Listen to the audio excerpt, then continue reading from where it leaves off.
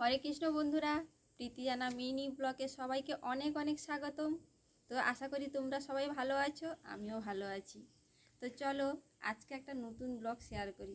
প্রতিদিন তোমাদেরকে দেখাই আমি আমার ছেলে, আমার মেয়ে, আমার বর, ওদেরকে কী সব রান্না বান্না করে দিই, ওদেরকে কী রকমভাবে রেডি করি, ওই সব নিয়ে দেখাই। তো চলো আজকে আমার বাড়িটা ঘুরে দেখাই, আর কোথায় দাঁড়িয়ে আমি ভিডিও করি, মানে আমার এই রিলস ভিডিওগুলো যেগুলো, সেগুলো কোথায় দাঁড়িয়ে করি তোমাদেরকে দেখাই। তো চলে আসো, এটা হচ্ছে আমার বাড়ির ছাদ।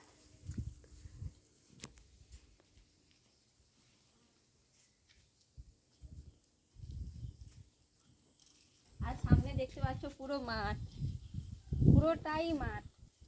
মানে এটা আমার বাড়ির পশ্চিম সাইড, এটা হচ্ছে দক্ষিণ সাইড, তো পুরোটাই মাঠ। আর ওই দিকগুলাতে, মানে ওই যে পূর্ব দিক দেখতে পাচ্ছ, ওই দিকগুলোতে লোকের সব বাড়ি আছে।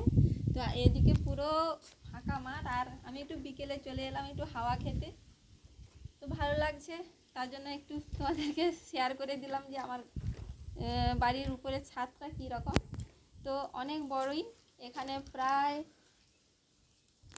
এটা একটা রুম হবে, ওখানে একটা রুম হবে, পেছনে বারান্দা, এটা তো বারান্দা, বুঝতে পারছো।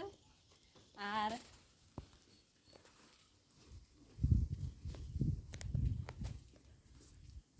আমরা থাকি পশ্চিম সাইডে। আর এখানে একটা পেয়ারা গাছ হয়েছে, পেয়ারা গাছটা এতই বড়, এদিকে চলে এসছে ঘরের উপরে। আর প্রচুর পেয়ারাও হয়েছিল, এবার আবারও ধরেছে পেয়ারা, কোথায় একটা হয়েছিল।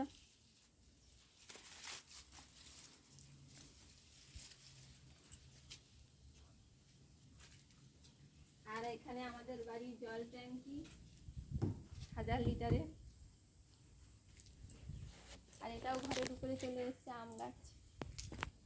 মোটামুটি বারান্দার উপরে, ছাদের উপরে এইসব গাছেই ভর্তি মোটামুটি এখন। তো চলো যাওয়া যাক নিচে। এই যে আজকে কখন হনুমান এসেছিল, পেয়ারা তুলে সব ফেলে দিয়ে গেছে। এত বানর, কিছু রাখার উপায় নেই।